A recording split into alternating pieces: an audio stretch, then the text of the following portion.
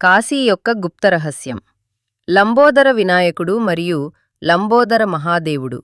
కాశీలో అడుగడుగునా శివుడు మరియు శక్తి పంచాయతన స్వరూపంలో ఉన్నారని మీకు తెలుసా? స్కందపురాణంలోని కాశీఖండం ప్రకారం కాశీలోని భద్రవనం అనే పవిత్ర క్షేత్రంలో విఘ్నహర్త గణేశుడు, మహాదేవుడు, ఆదిశక్తి, సూర్యభగవానుడు మరియు విష్ణువు సాక్షాత్తు వెలిసిన ఒక దివ్య స్థలం ఉంది.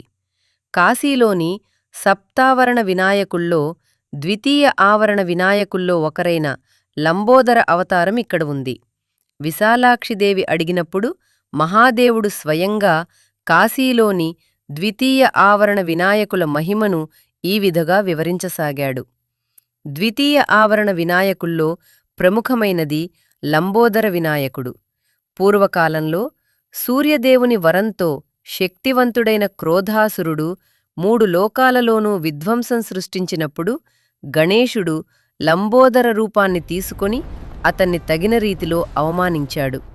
అందుకు క్రోధాసురుడు భగవంతుని పాదాల వద్ద శరణుజొచ్చొచ్చి లంబోదర వినాయకుడిని మరియు ఆయన స్థాపించిన శివలింగాన్ని పూజించే ఏ భక్తుడైనా కామక్రోధ బంధనాల నుండి విముక్తి పొందేటట్లు వరం పొందాడు. లంబోదరుడు తన స్వాహస్తాలతో స్థాపించిన శివలింగాన్ని లంబకేశ్వర్ అని పిలుస్తారు. దీనినే లంబోదకేశ్వర్ అని కూడా పిలుస్తారు.